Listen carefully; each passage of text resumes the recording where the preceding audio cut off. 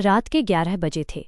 पूरा शहर सोने की तैयारी कर रहा था, लेकिन रोहन अपने कमरे में बैठा मोबाइल की स्क्रीन को घूर रहा था। आज उसके पिता को गुजरे हुए पूरे 3 साल हो चुके थे। 3 साल बाद, लेकिन एक दर्द ऐसा था जो आज भी उसके सीने में जिंदा था। वो दर्द था उस आखिरी फ़ोन कॉल का जिसे उसने कभी रिसीव नहीं किया। 3 साल पहले रोहन अपने दोस्तों के साथ पार्टी में था। म्यूजिक तेज था, हंसी मजाक चल रहा था। तभी उसके मोबाइल पर पापा का कॉल आया। उसने स्क्रीन देखी और कहा, अभी नहीं यार, बाद में बात कर लूंगा। उसने कॉल काट दिया। 2 मिनट बाद फिर कॉल आया। रोहन झुंझलाया, क्या है यार, एक रात तो चैन से रहने दो। और उसने फ़ोन साइलेंट कर दिया। उसे क्या पता था कि वो उसके पिता की जिंदगी का आखिरी कॉल था। सुबह 4 बजे दरवाजे पर जोर जोर से दस्तक हुई।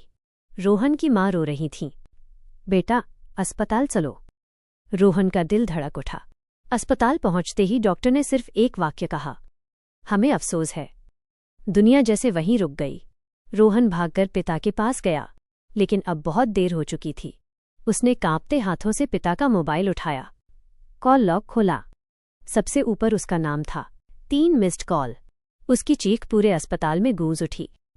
उस दिन के बाद रोहन बदल गया। उसने खुद को माफ करना छोड़ दिया।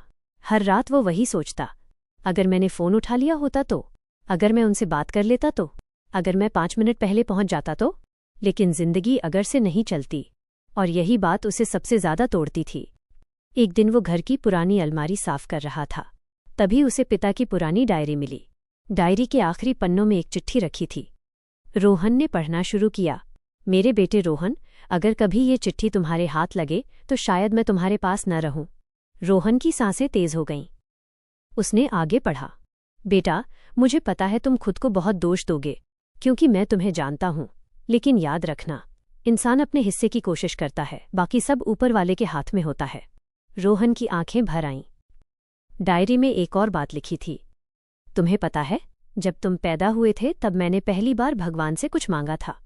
मैंने कहा था, मेरी उम्र भी मेरे बेटे को लग जाए। रोहन अब रो नहीं रहा था।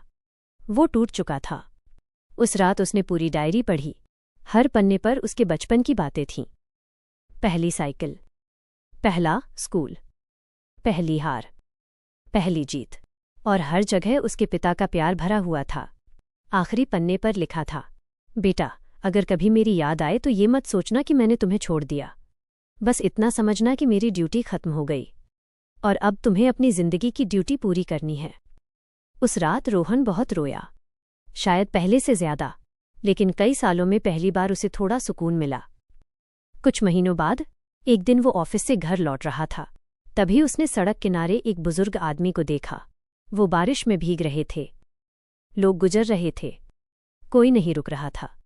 रोहन उनके पास गया। बाबा, कहाँ जाना है? बुजुर्ग ने मुस्कुराकर कहा, बेटा, कोई लेने नहीं आया। ये सुनकर रोहन के दिल में कुछ टूट गया। उसे अपने पिता याद आ गए। उसने उन्हें घर पहुंचाया। फिर धीरे धीरे उसने हर रविवार वृद्धाश्रम जाना शुरू किया। वहां कई ऐसे बुजुर्ग थे जिनके बच्चे जिंदा थे, लेकिन उनके पास नहीं थे। कोई महीनों से मिलने नहीं आया था, कोई सालों से। एक दिन एक बुजुर्ग महिला ने उसका हाथ पकड़कर कहा, बेटा, तू जब आता है ना तो लगता है मेरा बेटा आ गया। रोहन की आंखें भर आईं। उसे लगा जैसे उसके पिता कहीं ऊपर से मुस्कुरा रहे हों।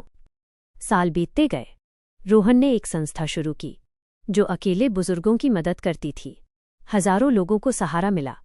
एक कार्यक्रम में उसे सम्मानित किया जा रहा था। स्टेज पर उससे पूछा गया, आपको यह काम करने की प्रेरणा कहाँ से मिली?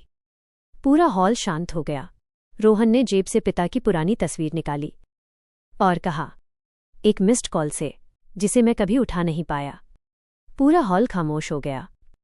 उसने आगे कहा, अगर आपके माता पिता अभी जिंदा हैं तो आज ही उन्हें फ़ोन करिए, क्योंकि दुनिया की सबसे बड़ी दौलत पैसा नहीं, माँ बाप की आवाज़ होती है।